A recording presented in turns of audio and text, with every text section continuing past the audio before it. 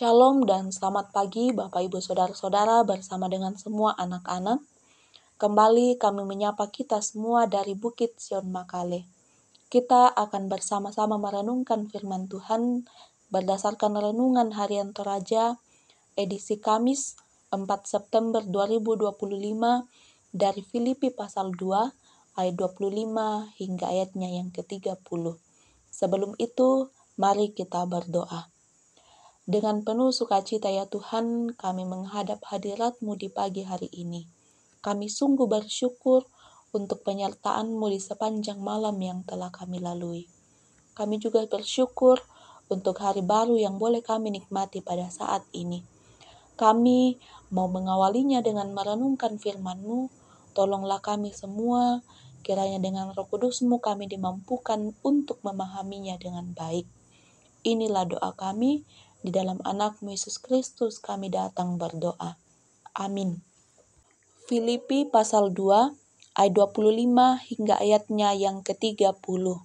Firman Tuhan, sementara itu kuanggap perlu mengirim kembali kepadamu Epafroditus, saudaraku dan teman sekerja serta teman seperjuanganku yang kamu utus untuk melayani aku dalam keperluanku.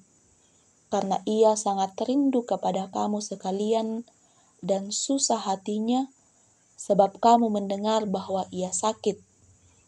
Memang benar ia sakit dan nyaris mati, tetapi Allah mengasihani dia, dan bukan hanya dia saja, melainkan aku juga, supaya duka citaku jangan bertambah-tambah. Itulah sebabnya aku lebih cepat mengirimkan dia, supaya bila kamu melihat dia, kamu dapat bersuka cita lagi dan berkurang duka citaku. Jadi, sambutlah dia dalam Tuhan dengan segala sukacita dan hormatilah orang-orang seperti dia. Sebab ia nyaris mati karena pekerjaan Kristus, dan ia mempertaruhkan nyawanya untuk memenuhi apa yang masih kurang dalam pelayananmu kepadaku. Amin. Bapak Ibu Saudara-saudara, tema perenungan kita di pagi hari ini, setia melayani dengan rendah hati.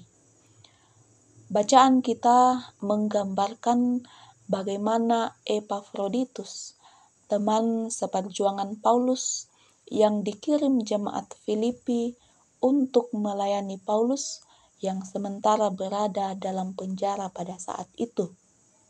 Dalam melaksanakan tugas itu, ada tantangan yang dialami. Epafroditus jatuh sakit dan bahkan dikatakan bahwa ia nyaris meninggal dunia. Ini menunjukkan betapa beratnya sakit yang dideritanya oleh karena pekerjaan Kristus. Dalam suratnya ini, Paulus meminta jemaat di Filipi untuk menerimanya dengan sukacita dan juga dengan penuh hormat, oleh karena ia telah setia mengemban tugas yang diberikan kepadanya, meskipun ada tantangan yang begitu berat.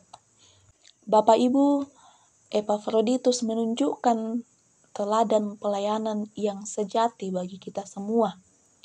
Ia rela berkorban sampai nyaris mati dalam pelayanan yang telah dipercayakan kepadanya. Kita diajak untuk memiliki sikap yang rendah hati, setia, dan terus semangat dalam pelayanan, meskipun tantangan terkadang membuat kita ingin menyerah. Oleh karena itu, Bapak Ibu Saudara-saudara, pekerjaan sekecil apapun yang kita kerjakan pada saat ini, itulah yang Tuhan percayakan bagi kita untuk menjadi pelayannya bagi orang lain.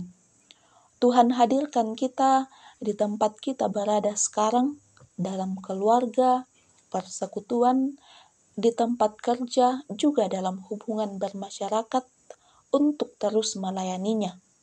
Oleh karena itu, mari dengan kesetiaan kita kerjakan itu. Melayani bukan soal kenyamanan, tapi kasih yang tulus dan rela susah demi sesama dan orang lain. Kadang tantangan datang, tapi semangat dan kerendahan hati akan menjadi kunci supaya pelayanan kita terus berbuah. Oleh karena itu, mari setia melayaninya dalam sekecil apapun itu. Jadilah saluran kasih Tuhan dimanapun Ia mengutus kita dengan setia dan rendah hati.